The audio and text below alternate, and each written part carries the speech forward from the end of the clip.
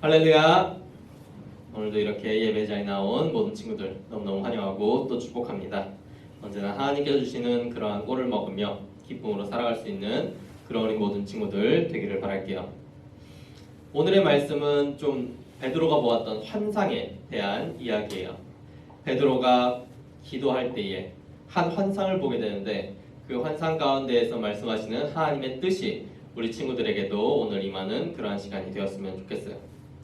베드로가 이제 기도를 하기 위해서 이제 건물에서 올라가서 기도 시간에 기도를 준비하고 있었어요. 그런데 그때가 점심시간까지 이어지게 되어서 그가 이제 배가 고프게 되었는데 그때 한 환상을 보게 되었던 거예요.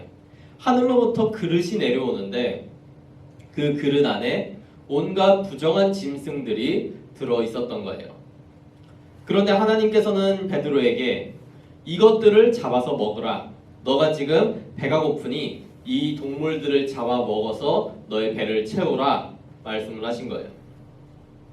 그러자 이제 베드로는 깜짝 놀라서 대답을 한 거죠. 하나님, 제가 이런 부정한 것들을 전혀 먹은 적이 없고 먹을 수 없습니다.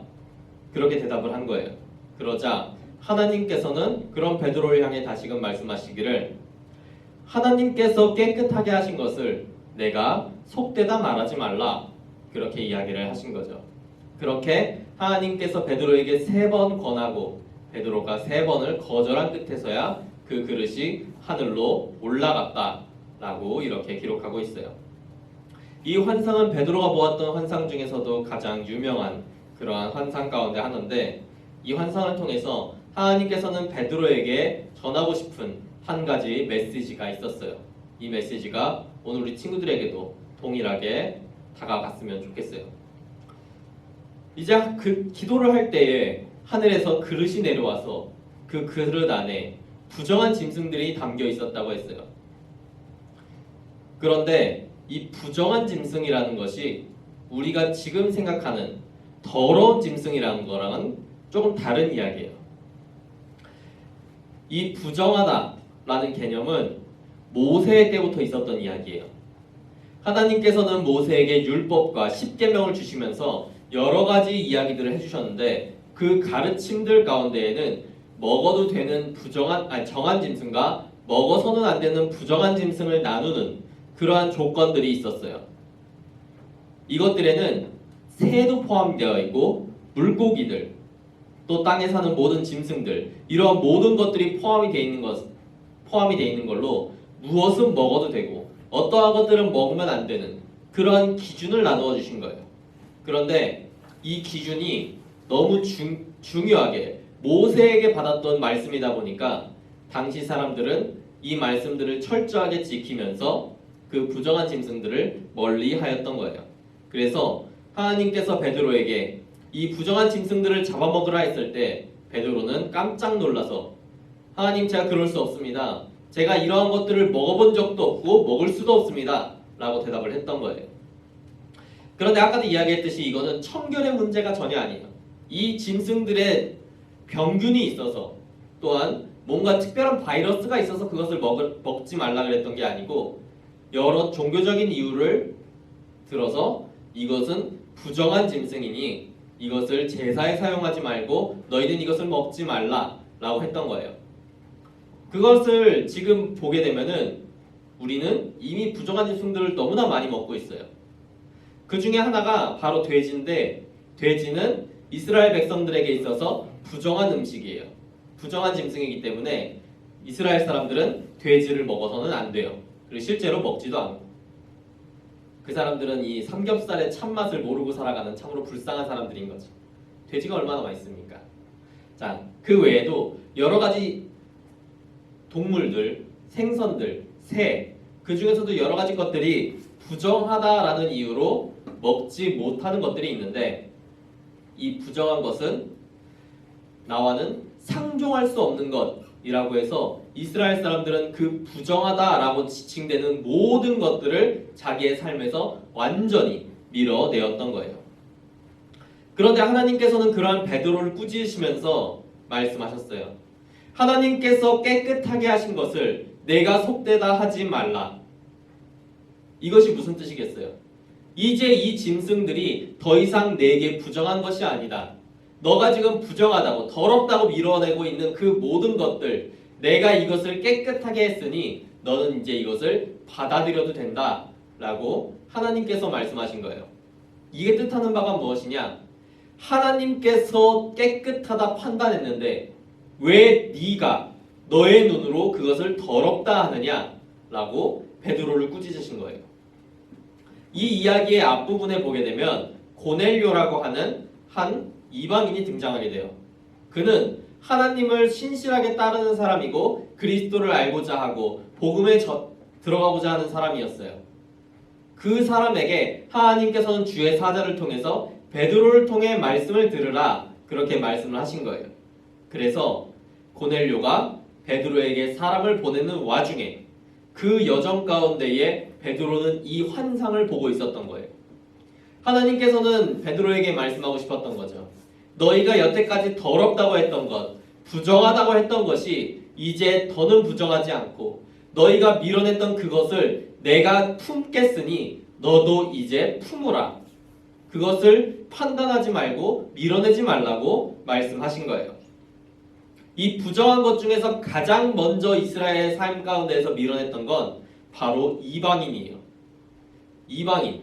유대인이 아닌 모든 자들을 유대인들은 이방인이라 칭하고 그들을 밀어냈어요. 그들은 하나님의 백성이 아니고 하나님 안으로 들어올 수 없는, 구원의 울타리에 들어올 수 없는 버려진 자들이기 때문에 이들은 다 부정한 사람이라고 유대인들은 그들을 전부 밀어냈어요. 그래서 유대인과 이방인이 같이 결혼해서 혼혈을 낳게 되면 그 사람, 그 집안조차 유대인에서 쫓겨나기까지 했어요.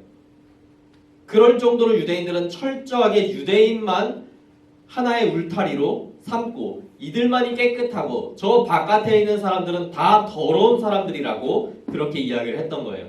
근데 이제 이게 바뀌었던 거죠. 무엇을 시작으로?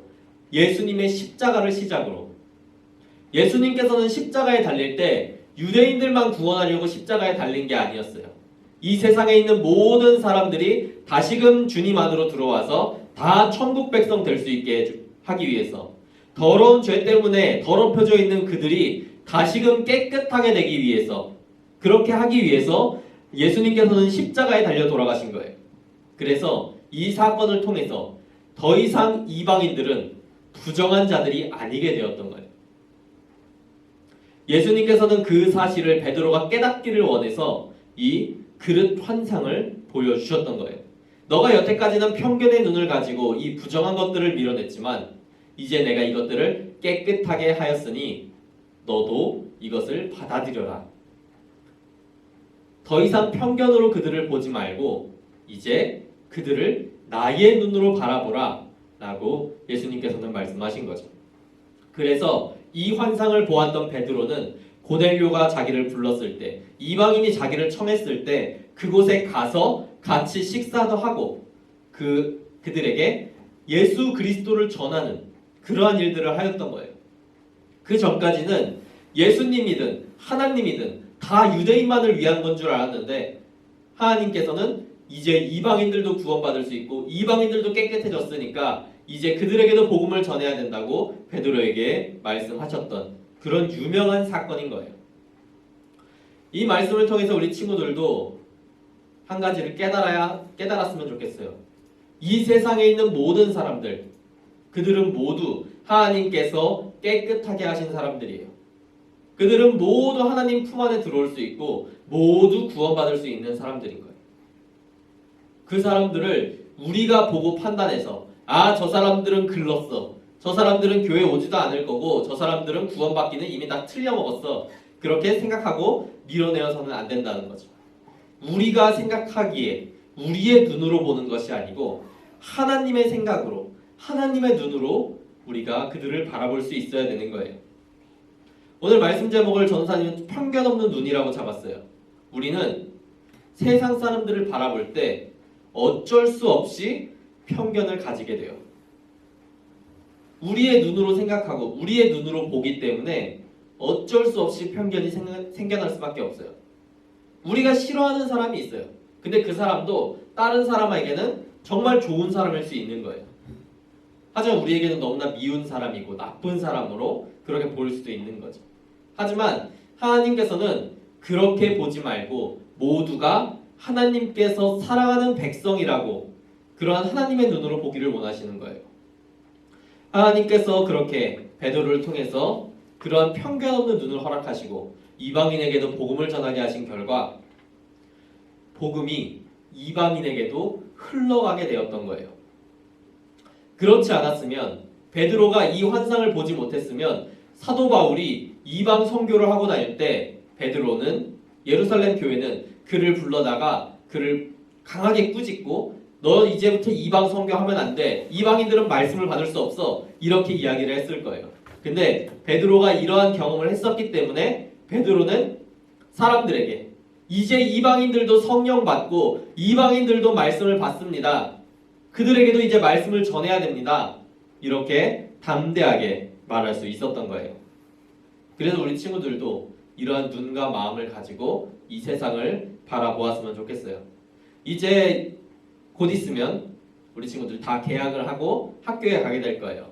그곳에서 만나는 모든 사람들은 다 하나님께서 너무너무 사랑하셔서 전부 구원하고 싶어하는 그런 구원받기를 바라는 백성들이에요.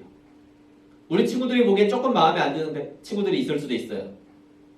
하지만 그런 친구들조차도 하나님께서 사랑한다는 것을 기억하고 그 사람들에게 먼저 다가가서 복음을 전할 수 있는 우리가 만난 친구들에게 그 사람들도 하나님 안으로 들어오기 위해서 복음을 전할 수 있는 그런 우리 친구들 되기를 바랄게요. 우리 이제 들은 말씀 생각하면서 잠깐 기도하는 시간 갖도록 하겠습니다.